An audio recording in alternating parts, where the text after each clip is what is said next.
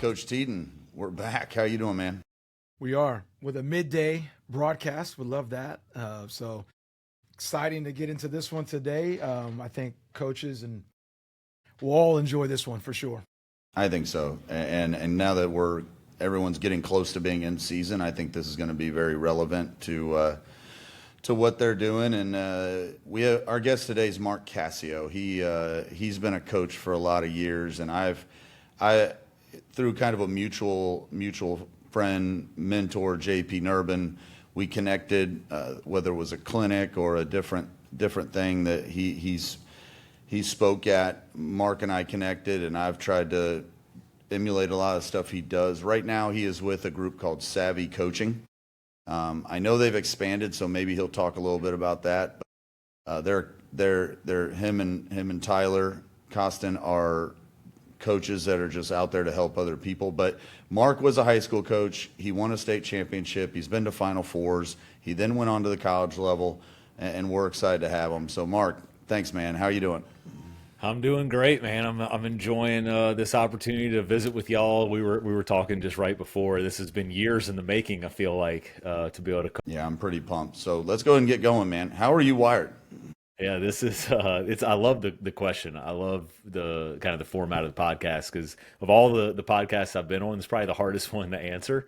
So I don't know if I have a great answer here, but as I just like reflect on how I'm wired, I feel like I'm a builder or a creator. And that is where I was able to like really funnel that energy into coaching because I love I love the challenge of building and leading a program and not just coaching a team, like just kind of going beyond the X's and O's. I love to create standards and create teams and see them come together. And that's probably been the most fulfilling part of just, my professional journey is basketball has given me a lot of things. It gave me the outlet to be that builder and leader and see things come together. But it also taught me how to learn and how to enjoy learning because in school, to be honest, I wasn't the best student. I didn't enjoy learning. Learning was a chore before I fell in love with coaching. And then once I did that, I just wanted to learn everything that I could. And that really drove me to help, or I guess first, before helping others, like I just wanted to do things the best they've ever done. So the way I'm wired is like when I see something, I'm always thinking like, how can we make that better? Or how could I build a better version of that or something that's going to take that to the next level? And that kind of fueled my lifelong learning. It fueled my energy and my passion for coaching and teaching. And it also created just like a relentless pursuit of excellence in me where I've just become really comfortable with really high standards, like low standards, low achievers. I just don't vibe with. I just can't get on board. If I'm going to do something, I'm going to do it really well. And now, just fast forward years and years and years, I don't coach a team, but I coach the coaches, and I've carried that over. And instead of me having my best season yet or building something, I help other people do that. And I just say, like, whatever you want to do, I'll just help you put it on steroids by connecting some systems, by simplifying some things. And so that's, I guess that's how I'm wired. I love that answer. And it's a great build up to this next question because building, creating, we're starting a season. It's happening right now. So where should coaches, where should we start? I mean, where should we start as coaches? Like where does that happen for us beginning the school year? Yeah, I actually love that we're kind of talking at this point in the year because this was always my favorite part of the season. I loved the preseason where we could just get in and it was all about development. We didn't have any adversity yet, although adversity is a big part of who I am and what I believe in. But this was like the building part. This was laying the foundation. And where I would start is with standards. Like I think before you do anything, I think as coaches, we have the tendency to just like our mind usually goes to X's and O's because we probably got into coaching because we love the game and we want to get on the floor. We want to coach our team. But if you don't start with standards, I think you're putting a lot of your energy in the wrong place. Too often I've found that coaches will start something and then when it doesn't go the way they planned or the way they envisioned in their head, they get frustrated. But, so a lot of the coaches I work with is like, well, pickup is a big one. Like I loved playing pickup in the off season because our guys could just compete. They could play fun, fast, and free. and we get conditioning in without just your traditional running lines. But I find coaches avoid that because they're like, my guys or girls don't play hard. It's like, well, we haven't established those standards yet. So where I would start if I was coaching a team right now is just before we did anything for the first time, we would establish a standard around it. So before we got into the gym, it's like, hey, well, what's on time? Like, what is our standard that we're going to hold ourselves to, as far as being on time, or for pickup? Like, hey, what does a great pickup game look like? And just establish one standard. And how many standards should you create? As many as you can uphold.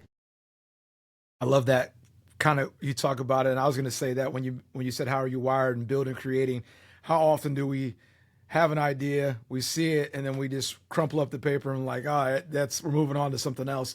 Like, what do you advise when you said, hey man, this plan needs to be scrapped, like let's move on, let's go somewhere else? What do you say to that?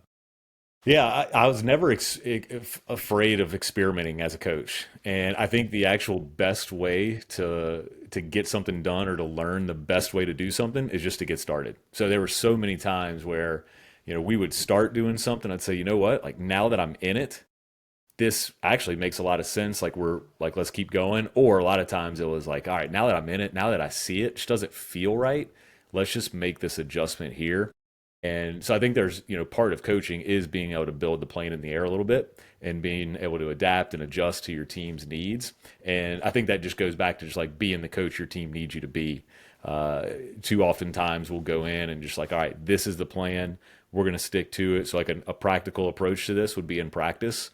10 years ago, or even, closer than that, maybe 5 years ago when I'm playing in practice, I had it planned down to the minute. Now, if I was planning a practice, I'd always have 15 to 20 minutes to be able to pivot, like stay with something longer, or if I see something like let's throw in a game sandwich or a skinny here, and it would open up space for us to just be a little bit more creative and adaptable in there.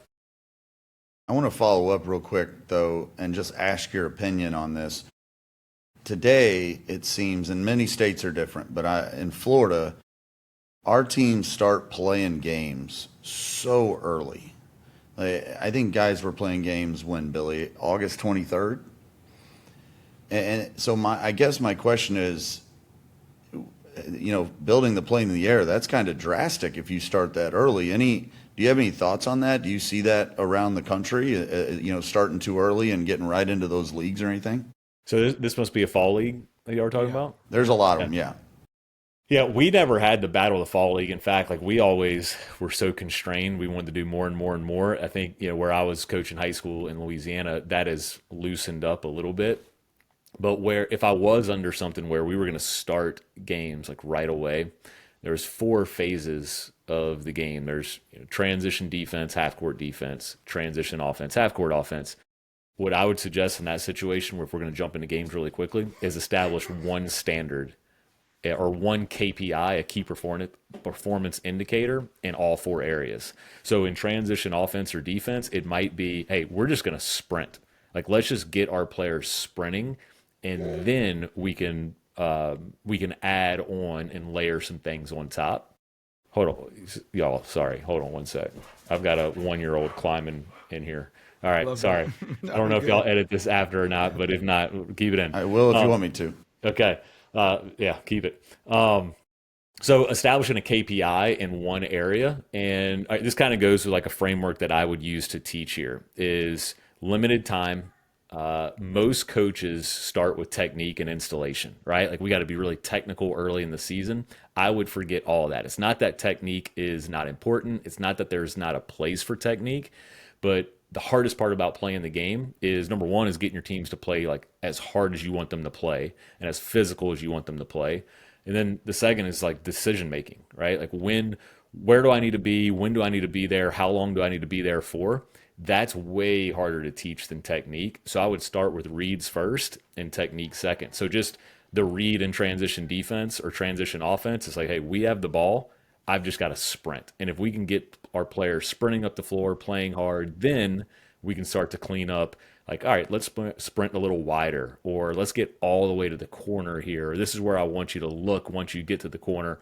All of that, to me, you have all season to dial that in. But what we don't want to do is play all these games and then get into December or January and you're like, gosh, like we don't rebound well enough, we're not physical enough, we're not tough enough, we don't play hard enough. It's really, really hard to go backwards then. I love that, and it's kind of aligns with this.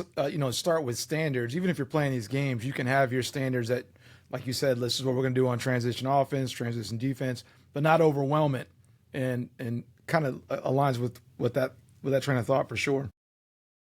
I think a lot of it turns into snowball too, right? Like if you, like you just said, if you decide, hey, I don't like how we're doing something, and you've been going August, September, October, and now you're like, all right, October 27th, first day of practice.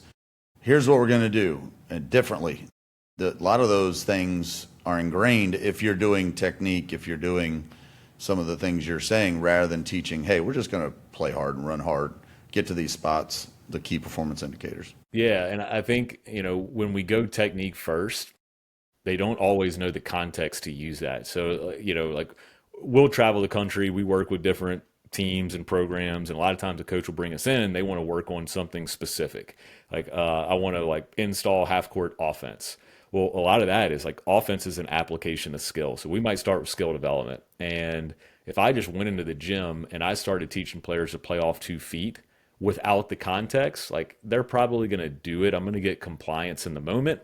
And then when we play live, what's going to happen? They're not going to play off 2 feet because they haven't connected the skill to the context. So a lot of times we'll just start with a game. And if you're going to, again, like if you have limited practice time, we're going to jump into games really quickly. Well, we better jump into games really quickly in practice. So play like hard first teaching. Let's do the hardest thing first. Let them show me what I need to coach. And let's say it is playing off 2 feet. Like we're taking bad shots, we're throwing the ball away. Well, let's stop. Let's maybe lead with a question like, hey, what's happening a lot on offense? We're throwing the ball away, coach. Okay, well, let's work on a skill that's going to help us eliminate that, because the quickest way to improvement is actually eliminating things. And that's another thing, like to go to Billy's question of like, hey, what should we be doing right now of the season? You should probably be eliminating more things than adding. And that could be your drill book and the actions that you run, but it's also like, think about your players right now. If you're listening to this podcast, like go through your roster and just like, all right, if we eliminated one thing from this player's game, how much better would they be? Like, eliminate bad shots from this player, eliminate next play violations or bad body language from this player, eliminate, this decision that this player makes over and over that doesn't serve them. Because the best coaches, teams, players eliminate the things that don't serve them. Even if it's like, all right, I stay up at night on Instagram so I get 4 hours of sleep. We eliminate that. You're instantly a better player. And that's that's a quicker path to improvement instead of spending months and months and months to develop a new skill that we're going to add to our game. That's pretty, yeah, I never thought of that. That's really, really good. Might have done it, but never really thought of it that way. So appreciate it. So you and I, as I told you, you've shared practices with me. You've shared all kinds of different documents with me. A lot of times I hear you mention small-sided games, and I also heard you mention like dominoes. So building, just knocking over those dominoes one by one as they continue to fall. Can you explain those concepts to the people listening?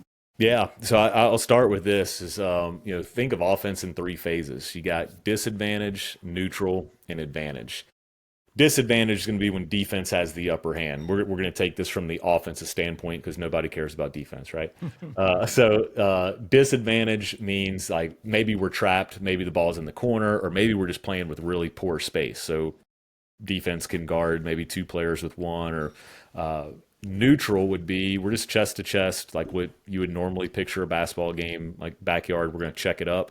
Or in a real game, we arrive, maybe it's a dead ball. Neither team has an advantage, but the goal of offense is not to run offense. Like we always talk about, like we got to play defense and then we run offense. Like we shouldn't be so regimented that we're running offense. We should just run action when neutral. That's going to get defense into coverage. That's all advantage is. It's why like ball screens, one of the most common actions in basketball is because when you set a ball screen, you typically get 2 defenders on the ball, which puts us at a 4-on-3 advantage somewhere else. So we just use domino as an analogy for the second offense gets to advantage. So if let's say we use ball screen, we come off ball screen, we get 2 defenders on the ball, that's the first domino. And now we've got to get another domino to fall. in order to expand our advantage to get the shots that we want. Traditionally, offense has been taught. It's like, think old school. I hate to say old school because you can still win running sets. I mean, UConn runs 1,000 sets and they're pretty damn good. But 5 people all do their job. They follow this sequence or pattern, and we create a shot for Joe. Well, the shot Joe gets might not be really a shot that we want. It might be, a kind of a contested 3 where he's turning his shoulders in the air to get square. So we talk about running action just to create advantage. And then once we have advantage, we want to put defense in the blender, which means we're just going to expand or leverage that advantage by shooting, driving, or moving the ball on every catch. And if you picture advantage basketball, you're going to move it. We call it clicks, like 0.5 passes, way more than you're going to shoot or drive. So once that domino falls, it's going to be click, click, drive, click, click, click, drive until we get a 9 or a 7. It's just the way we define shot selection. A 9 is a big advantage or a wide open layup. A 7 is a big advantage or wide open 3. So let's do like a case study here. So we're running wide action, and I want to do a small sided game for that. How would you set that up? Yeah. So first, I would start our small-sided games without an action. So this is the progression that I would use to teach. And it's kind of like, think of the weight room. It's like if we were going to go in the weight room, get a workout, we'd start with really lightweight, and then we'd add weight, and we'd add weight, and we'd add weight. So I would start offense at a big advantage, meaning we're going to play something like a 3-on-2, a 4-on-3, where now they can just find and finish the advantage. Like the best offensive teams find the big advantage on all possessions. Like I might have an okay shot, but Billy's in the corner with a great shot. Can we find that shot? And then do we have a roster of dudes or dudettes that can all finish that shot? So I would start there, big advantage. Then I would go small advantage, meaning we've got 4-on-4, but maybe we start with defense behind, or we start defense in a closeout. Now can we leverage or use that advantage to create a big advantage situation? Then I would go neutral. So now we're neutral. We've got to use an action to get to advantage, get defense into coverage, punish them for coverage. So then I would go wide action. I like, typically actions are 2 players involved in the action, sometimes 3, and then your ball handler. So I would break that down 3-on-3. And whenever I'm teaching anything, I go through this framework here. I go teach it, script it, read it, play it. So if we're going wide action, first we got to teach our team what wide action is, right? So we're going to screen here. Where's the location of the screen? Are we headhunting? Is it an area screen? What options does our screener have coming off? So we might break that down, might show it to them on film. So that's the teach it. Then I'm going to script it. I'm just going to say, all right, swing the ball here, get in the wide action, and maybe we just start with like a curl or something, right? And then curl it, and that's the script. We're going to play through that every time. Then we're going to progress to read it. Now we're going to swing it. And when we go to wide action, we could, curl or undercut, or we could straight cut or back cut it, let them read it, and then play it would be, hey, you've got the ball at the top. You can swing and follow it with a ball screen, or we can get in the wide action. That would just be more of a live scenario. The cool thing about this framework is that like once you've taught it, you typically don't have to go back and ever teach again. It's like I've been tying my shoes for 30 years. I'm no better at it today than I was 20 years ago, and I've done it 1,000 more times, and I find as coaches, we want to like reteach everything because we feel like we're coaching when we do that. But once we go through teach it, script it, the idea is that we're always starting with read it and play it in practice. Now, if execution's not there, let's say our timing a wide or our location a wide is not where we want it, then you can always go backwards. And I would do that in a skinny. So we call this a game sandwich. I might even do this. Hey, 3-on-3 wide action, go, and just see what we got. If they do it right, if they're like executing at a really high level, it's like, awesome. Like, it's just about, are we creating advantage and finishing advantage? But let's say those other things are present. Location's bad, timing's bad. All right, we're going to game sandwich this. We go game. Now I'm going to go to a drill, and it might be 90 seconds. Let's clean up our timing in wide action. Everybody splits up. Coaches are walking around, giving some instruction. All right, now let's go back to the game and see what transfers. And then when you recognize it in the game, how are you acknowledging that? Are you guys stopping practice? You letting it happen? Like, how's that happen for you guys? Great question. The old the one of the biggest questions or biggest things that we struggle with as coaches, like what is stopping it too much, and then are we not coaching if we're not stopping it? So I would we'd always define like a success criteria, like the V in SAVI stands for victory. We just define a victory for the game. It's like, all right, we're going to go wide action, and we're really, or just let's just say wide action is it. So we might be playing 5-on-5, but we might play a locked game where we can't shoot until we run wide action, which is going to direct their focus to the action we want. And if they screw that up, I'm going to rewind and redo, right? So I'm going to stop and I'm going to connect that feedback to application. I think a lot of times as coaches, we'll stop it, we'll give our teaching, and then we're like, all right, next rep. And that player doesn't have a chance to actually go apply the feedback that you gave them, because really, like, good feedback lands and it connects with the player. So what we want is stop, rewind, redo, teach in 7 seconds or less. Billy, I'd love for you to hold that screen or hold your cut until the screener puts their 2 feet on the ground. Then you're unlocked. Ready? Go. And then give them a chance to do it. So I would say, like, have a primary focus to your game. And if they ever mess that up, we're stopping, we're going to rewind, redo. But I would also wait for it to become a pattern, because most of the time, first rep, we give feedback on the timing. And then second rep, we give feedback on the bigs, stance. And then third feedback, we give feedback to the passer, where it's like we're just chasing so many rabbits. Stop, let the rice cook, wait 5-10 reps, see what's a pattern, and then address that pattern first. Use a similar grading system for our shot selections, nines and sevens, fives and fours. But what happens, and especially early on, what I'm noticing is a lot of kids will pass up sevens, hunting nines, and then we end up taking a four, late shot clock, the situation. So how do we fix that, work through that to, like, you know what I mean? Like sometimes we need to take the seven and stop hunting from the nine. You know what I mean?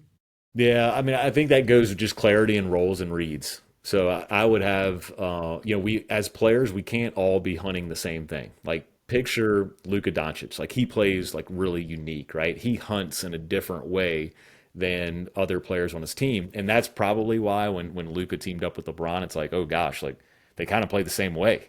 They're both ball dominant. They like the ball in their hands. They make plays for themselves and their teammates. How are two players going to hunt the same way? We'll see if they can figure that out better in this next year. But I think just defining what you're actually hunting. And then, I love that you have a system for shot selection, just being really clear in what shots you want. And if my team was struggling with that, I would play, we try to teach through games, whether it's constraints or lead approach or not. Here's an example. I'd just play with a shot clock, right? And at the college level, you have it built in. A lot of high schools have it built in as well. But I would play something like 2 games come to mind, 50-point game, where if we make. You're muted. You're muted. There, it's going to come back now. Here we go. Am I There you good? All right. Yep. Jeez. All right. So 2 games come to mind. 50-point game where if we make a 9, we get 9 points. If we make a 7, we get 7 points. So automatically we're going to put more value on the shots that we want to hunt, those 9s and 7s. I would also play another one, should be 9s, 7s, and keep it. So even if you don't make your 9 or 7, if you get it and take it, offense gets to keep it and they retain possession. So Would you do a regular 30 shot clock on that, or would you like even lessen the time a little bit more? I'd probably go full 30 there if you could, just so we're not forcing one. But that's an interesting idea, because to make defense guard for 30 seconds every single possession, especially starting the half, like if I was starting the half, maybe start it at 20, give defense a chance. And then, a third game that I'd play actually. So I'd go 50-point game. I'd go 9 7s and keep it. Third game, that's always fun, is 9 7 or 0. So if you take anything that's not a 9 or a 7, your score goes to 0. So that's instantly going to get teams like, hey, if I have a 7, I've got to take this thing. But one thing I loved hearing you say is that your team they are hunting 9s first. I have found in a lot of the film breakdowns we do for our members is teams are hunting 7s first. And so they're taking like okay 3s, which I don't know, that might be like the 5 or 4 on your scale. But usually when we hunt 9s, is when we actually get the sevens with those stationary step in big advantage threes.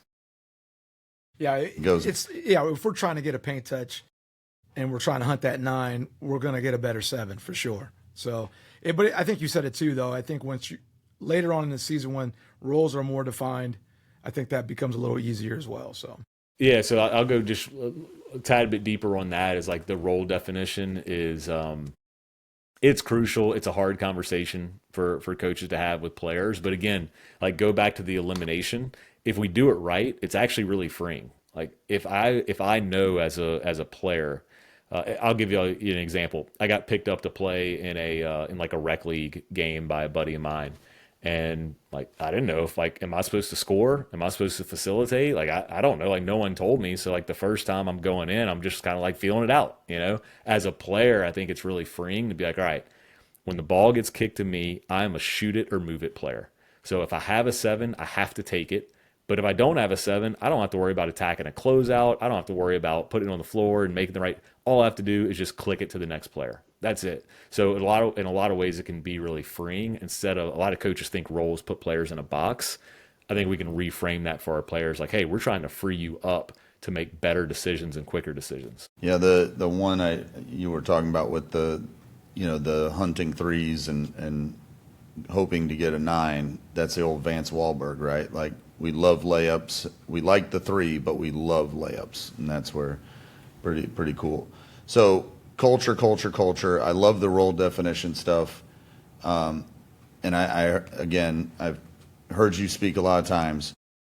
How, as the roles start to get defined, as the playing time starts to get defined, how can we help kids to enjoy it? So some are not playing well, some are playing a lot. They usually enjoy it if we're doing a good job. How can we keep that joy that you did so well with your high school teams? And I copied one thing I'll give you props to. The connection you had, and I've stole this and I've done it a few years, is the Google form, the check-in at the beginning of the day. And as you said, it allows you to connect twice with them, one at practice, one at the beginning of the day. And to our listeners, the Google form was, how'd you sleep last night? How's school going? How much water did you drink? How much, there are about 5 questions on there. And then I always added one that was like a day specific. How do you think you played last night? How do you think the team played, or something like that? But how can you keep those kids that are really struggling and make it a great memory for them? Yeah, that's a great question. I think like number one is your program can't be all about winning, because if it is all about winning, it's just like, all right, like you're a player that plays a lot and does a lot of things on the floor, so you're valued a little higher than the player that doesn't play a whole lot. That'd be more of a transactional culture. We want to play to a purpose higher than winning. And I think if you're a coach, like that should align with your school's mission statement. Like whatever your school is trying to instill in their students, you should be an extension of that and just do it in a different way on the court. And like we talked about standards, I'd even go like, let's just zoom out even more. I would establish a vision for my program, obviously. Like, whatever you say on the job interview should be legitimate. You should take that to actual, to your program. But I would establish a vision for every year. It's like, what do we want this year to be different from the years previous? It could be, like tough and together. Okay, well, like if we're going to be tough and together this year, then like what values do we need to like really live by? And if you do it that way, and if it's like, all right, if we're going to be tough, like what do we need to value? Like we need to value like hardworking. We need to value communication. We got to be able to have honest, hard conversations with each other. Or we got to be able to value accountability if we're going to be tough. So, all right, well, perfect. Those are our core values. Now, what standards can we build around those? I think that is just a built-in way to make sure that you're coaching to something higher than winning. So that would be number one. Number two, I think on a smaller scale with the players, every player should have a vision of who they're becoming. Like their identity should not be how many minutes they play, how many points they score. It should be what they bring every day and who they're becoming. So like what is a strength and a stretch for every player? Everybody's strength might be like, I'm just a glue guy. Like I'm just really good at connecting teammates and bringing energy. But my stretch is being a better ball handler or being a better finisher. So that's going to get me on the court. And I think when you develop like that vision for who they're becoming, then they know you're working with them and you're on their side, and you're not putting them like, all right, this is who you are and this is like a fixed thing. Everything is flexible, where and everything is has the ability to grow. So I think just those things, along with like some of the systems, like you said, the Google form. One question we had on there is like, what's your mood? And if I saw somebody with like an okay mood, I was just going to make sure to go connect with them during the school day. It's good to get there, like, hey, I know, like Billy got 3 hours of sleep last night. Like, I know he might not have his best day. I'm gonna go check in, like, hey, what's going on? Everything okay? Yeah, coach, I just had like 4 tests today. Well, it's like, all right, well, I know you're not going to be at your best today. I'm still going to coach you to the same standard, but like, you really got to mentally bring it. You got to get locked in. You got to give me everything you've got. And I'm going to be patient with you, but make sure that you're really working to do things the right way today. Just connecting on those scales, I think, really helps build that connection, and they can see past just the winning and losing. That answer, and especially, it's more than wins, but we're in such a transactional time, and it's leaking down to the high school level where kids are transferring schools for this reason or that reason, but we're losing sight that it's more than about a win. That we're developing young men and young women, and it's a great answer, and it's a battle that we're all fighting right now as coaches. And I hope some people listen to this and understand, like, it's more than just winning basketball games, and we get so caught into that, and we can have a better impact on those kids that are 9, 10, 11, and 12 when it's not just about wins. I love that answer. You, as an assistant coach at App State, you led a team as a head coach. Can you tell me how you utilize assistant coaches and how you yourself was an assistant coach, like in this process of building culture and being there for your head coach? Yeah, I mean, obviously you're an extension of the head coach, right? Like, you're more on the front lines. Head coach tends to be bad cop, so you have an opportunity as an assistant to be good cop, and especially at the college level where you got your position group and you're spending time with them on and off the floor a little bit more than probably even the head coach can. I think good assistant coaches take things off the head coach's plate. So being really proactive. You mentioned, how did I use my staff? Not good enough, as I reflect. Like, I still keep in touch with my old staff, and they're like, man, like, it'd be so fun to run it back, and I'm like, man, I would do it so different, just being on both sides, but also just being like, when you change your perspective, like me not actually coaching a team right now, I see all these other solutions that when you're in it, it's so hard to see. So some things that I would do with my staff, and I think is really valuable for anybody to do, is have them fill out their own job description. Just say, hey, shoot for the moon. Like, if this was the ideal situation, you could pick what you did every single day, write it down. I'll do my best to accommodate. So that's going to give you a vision for what they care about and actually what they don't care about. I've had assistants say, man, I don't want to scout. Like, not because I'm lazy, it's because I don't trust my eye. Like, I don't trust that I would be able to identify personnel or identify what offense or defense, like, what are they trying to get, what are they trying to take away. But I will watch a ton of our film. Like, I know what we're doing. I know what we're trying to do. Make me self-scout us all year. And like, that was awesome, because I was just going to give this coach, his 8 scouts, and just like, hey man, like, these are your 8. And then mentally he's like, gosh, I don't want to do this. I don't think I'm doing a good job. But let's say the flip side, somebody comes to you and says, hey, I want to be like our lead scouter. Then right now, where we sit in the fall, I would say, okay, we'll go break down 3 games of this team and give me a scouting report. That way I can help like formulate this, because what good assistant coaches do is they use the same language. They're looking for the same things. They're emphasizing the things that their head coach cares about. So I would make sure, like, give me your scouts, and then we can work together where, like, you say, oh, this was an open layup. We don't use open layup. We use 9. Like, change the scouting report to say 9 so everything's consistent. So I think you have a really good opportunity to mentor your staff, something that I really enjoyed, but wish I would have done a better job too, looking back. I always say, like, and Doug Lamov actually gave me the wording, like, terrible job utilizing assistants, and I'm trying my best, and that was very helpful. All right, so we're gonna hit you with this one then. I don't know, Billy, do you have hot questions? Did you come up with any, or? Sorry, I'm muted. I got a couple. That's all right. Okay, so let me get this one more question, then we'll ask Coach the hot question. So, you talk about being a lifelong learner. I would love to know, like you talked about, you watch videos, you cut up videos for coaches that are in your mentorship groups. Like I don't see you putting out a lot of videos like some of the coaches on Twitter and different socials. But I guess my question is, how are you learning? What are you learning? You know, or do you have a book club? Like all the things. Yeah, I mean, I'm always listening to podcasts. That's kind of what I've been into lately. I used to be a big reader, and I didn't understand the podcast thing. I thought it was weird at first, and then I started listening to them, and now I love podcasts, all different kinds of podcasts, like leadership, just your like basketball podcasts are obviously really good, and be able to connect those two things is really helpful. I'll listen to podcasts about business, just everything is so relatable to coaching because it's really a leadership role. So do that. And honestly, I'm able to hang around with a lot of great people. Like you mentioned JP on this call, we just formed a membership platform together, TOC Coach, where that's all about leadership and culture. Tyler Costin and I have SAVI Basketball, where we obviously talk about standards and culture and all those things, but coaches come for X's and O's.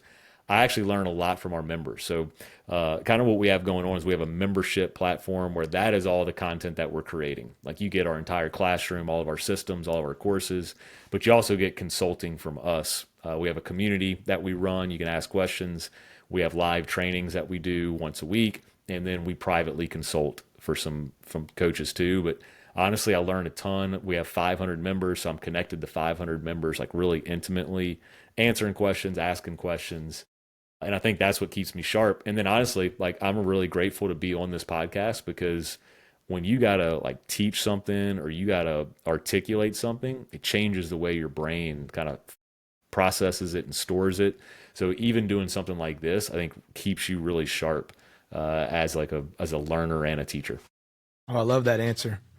And trying to be able to get out what you're thinking is tough sometimes, and doing that in a crowd where you're coaching a team and you have an idea and you can't get it out. I mean, that's great. You don't ever think about practicing that craft, but that's a great point.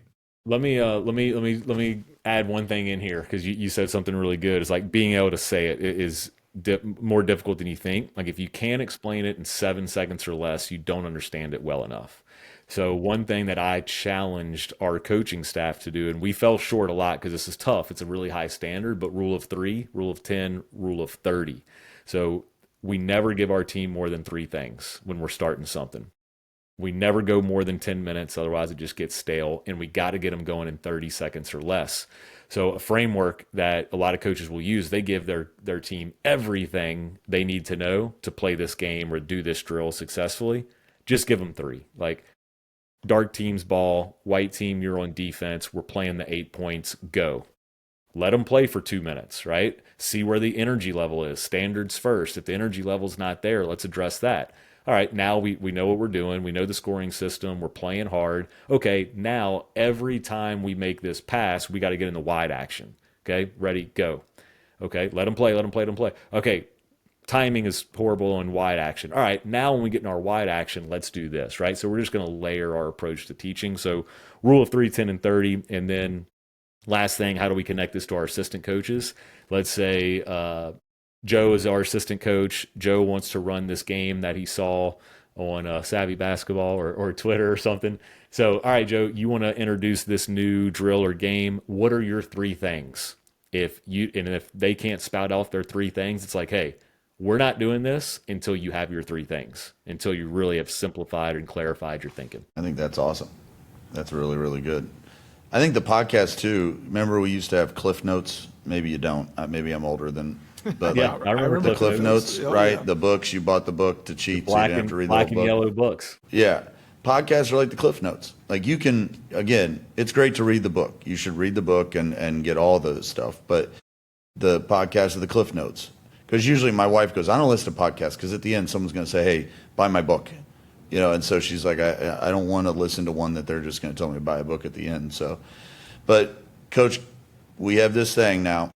We just started it, and we've done it for, I don't know, 5 or 6 episodes. But Billy comes up with some of these hot questions where you got to answer them. First thing that comes to mind. You can't him and Haw about it. You gotta throw it out there and live with the consequences, because the listeners, your friends might listen, and you might say something that bugs them. So, Coach Teeden, let's do it. Yeah, okay, so I'm going back to the women's side for you. WNBA is a very hot topic right now. So are you siding with the players or the league and officials? What's your stance? Well, I've got to go with the players. I would agree. Who would ever side with an official? Like, I don't right. get that. Well, if you don't have players, you don't have officials or leagues. That's right. Yeah, absolutely. Okay, you mentioned podcast. You talked about it, but you got to tell us, what's your favorite one? Right now, Joe Rogan. Joe Rogan. And I was impressed that you mentioned him up, because how does anybody listen in the year hour 3? I don't understand that at all. But do you make it through a whole episode? Everything's on times 2. People think I'm crazy, but it's always going fast. And honestly, what I enjoy is like I get to learn about different things, but I always learn something, and it kind of gets my mind off. That's my road trip listening. My wife's the same way. She's at times 2, and then when she gets in the car with me and it's a normal speed, she's like, "What are you doing?" So, all right, last one. If you could consult any coach, who would that be? Who would you consult? Might be the hardest one. I don't know why, but the one that came to mind was JJ Redick. JJ Redick. I love that answer. Not that he's got a tough challenge there, I think, and I'm interested to see what he's able to do. But I listened to him on a podcast. Maybe it was like Low Post or something, and I hadn't listened to this podcast in a while. I clicked it, and it was like right when he was talking about his experience of getting the job and what he wants to do with the Lakers. And I was like, man, that is awesome. So just like, I guess what he was articulating is like on brand with me. So I think I would enjoy that. I think the challenging part is when you're consulting with somebody that is like so off brand, and you got to kind of meet them in the middle. Creates a lot of challenges. Interestingly enough, JJ and I are aligned. Coach, before we get you out of here, how can people connect to you? Yeah, email Mark at SAVI Coach, on Twitter at Coach Cascio, or just go to savvycoach.com. We're trying to revolutionize the way the game is taught and played, move it into the modern era, give you a whole new lens of how you coach, and we're dedicated to helping you have your best season yet. So if you got anything from this podcast, yes, it's the Cliff Notes. If you want to go deeper, reach out. Be happy to hop on the phone with you and just talk to you too.